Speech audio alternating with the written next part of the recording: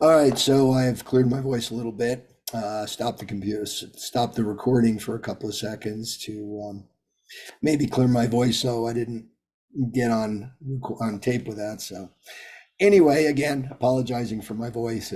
Like I said, I get kind of raspy this time of the year. I'm not sure why. It just change of weather, whatever it is. Um, I'll work on it, take some throat lozenges, and hope make sure that I'm available to accompany the guitar on Friday night services when that comes around. All right, so this week's portion, Vayechi, and he lived. So before we get to that, let's kind of review what's going on in the world. Here we are, Israel, and we're fighting for our existence in the Middle East. Our brothers and sisters are putting in the effort. They are prevailing. They are achieving. They are doing fantastic work, and we need to support them. This is all the while the rest of the world is demeaning us, accusing us of genocide, which of course, the expression do the math. There was 500,000 people in Gaza in 2005. Now there's 2 million. So I don't know where the genocide comes in. But the Israeli troops are doing their best. Yeah, we've had some instances, but again, this is war. This is what happens. People are calling for a ceasefire. We've seen what Gaza does during peacetime. They go in and they create tunnels to attack us. And do we want to give them a breather so they can go in and reconstitute their armaments? No, we don't. So we're doing our best. Now, let's look at this week's portion. Vayechi, and he lived. And of course, they're talking about Jacob. And this is the last portion of Genesis. Now, I will acknowledge and admit I've always had problems with this portion. When I read the Torah, when I read the rest of the Hebrew scriptures, when I read Talmud, when I get involved in Kabbalah, which I'm doing, a lot of the stuff makes sense to me. This one doesn't, and I'll tell you why. Jacob/Israel is looking to bless his sons, who will become the 12 tribes. Now, let me take a quick break here, a little segue. Jacob, Israel, who, which? We remember then that when Avram was renamed Abraham, there was the positive commandment to refer to him as Abraham. There was the negative commandment to no longer refer to him as Avram. That is no longer his name. It would appear the same verbiage when Jacob was renamed Israel. And the reason I'm talking about this now, aside from the fact that this is the last parsha where Jacob is involved, in my readings through Kabbalah, they talked about this. One rabbi suggested that Israel lives in his native land in Canaan. Jacob is referred to when he is outside his land.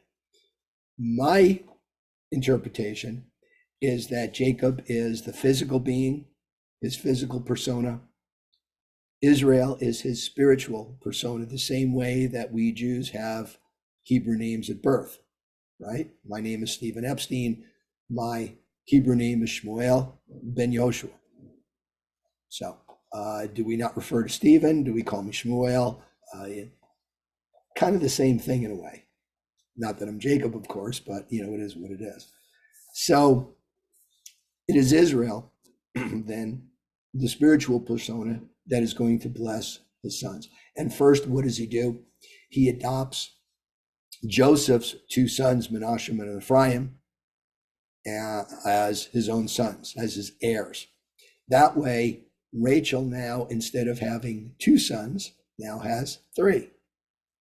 And the difference is that the 12 tribes include Levi, and we have the tribe of Joseph when we're talking about the tribes. When we're talking about settling in Canaan and who got property, the Levites, remember, did not get any individual property. Yes, there were cities of Levites scattered around the promised land, but They didn't get land the way the other tribes did. So they were, being that they were excluded from that, we referred to the half tribes of Manasseh and Ephraim as part of the 12. And that's how that works.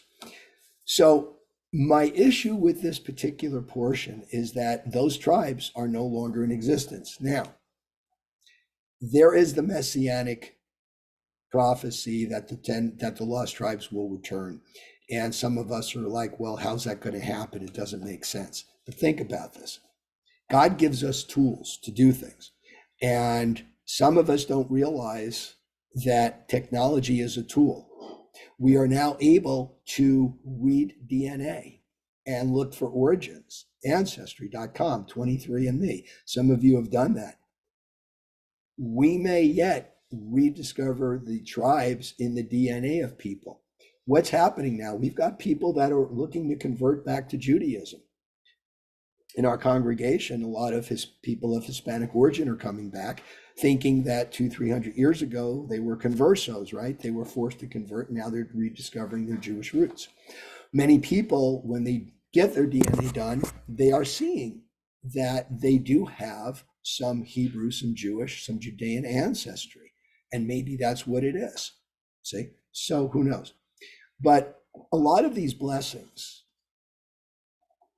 are maybe precursors, maybe they're lists of do's and don'ts. Okay, so first, Reuben. Reuben was impulsive, right?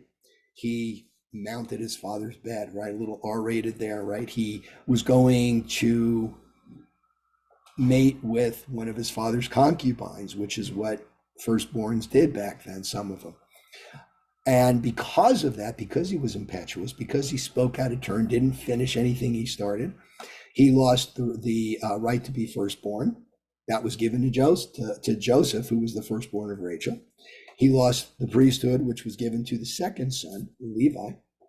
And he lost the kingship, which was given to Judah because of Judah's behavior, because Judah pledged his own person to guarantee the safety of Benjamin. Judah is the lion's whelp. The scepter shall not depart from Judah. Jacob goes into very flowery verbiage in describing Judah, and here we are, we're Judeans. Joseph too. Joseph confuses me because Joseph was the pride of his sons. Joseph actually mimics us Jews. Look at Rabbi Hertz's commentary in the Hertz Chumash. He says that Joseph was a stranger in Egypt, yet he saved Egypt through his intelligence, through his wisdom, through his managerial capacities. He became a leader, right? Haven't Jews done this today? All right, we've gone in, we're disproportionately doctors, lawyers, Indian chiefs. We created Hollywood. We adapt as foreigners in strange lands. And Joseph kind of set the stage for that. And what happens? The Egyptians resented them for that. Here we are today, same thing. People want to boycott BDS and sanction and divest and sanction. And yet if they did that, all the medical advances, the technological advances, I don't know if some of you realize, but the cell phone was invented in Israel. So was a lot of vaccines that wiped out diseases. So go figure. But if we look at the tribes and some of the prophecies, some of the descriptions, like Levi and Simeon, partners in devastation, cursed be their anger, not them, their anger. Others were kind of benign, like Zebulun, by the sea. Issachar, a large boned ass, he had some strength. Benjamin was a ravenous wolf. And today, which tribes survive? Well, Judah, right? That's us, the Jews. Levites, the ministers, and the Kohanim, the priests. That was the tribe of Levi. Also Benjamin, between the exiles, between the first and second temple. We had the story of Purim. And Mordecai and Esther were from the tribe of Benjamin, so there's still some Benjaminites around. They also say that some of the tribe of Ephraim and Simeon were scattered around, and maybe some of them survived with us, but we're all still Jews. So when we read these prophecies, we have to remember that we have a legacy and we have a tradition, and we are God's chosen people because we chose God. And don't forget that. Don't forget that it's not that God just said, well, I think I like the Jews, I'll make them special. No, it's an agreement. We, among all the other nations, we made the covenant with Hashem. And we had took that upon ourselves. All right, Shabbat Shalom. And my voice, I'm sure, will get better. So you all have a great week. Have a great Shabbat. Hope to see you in services. And thank you, as always, for listening.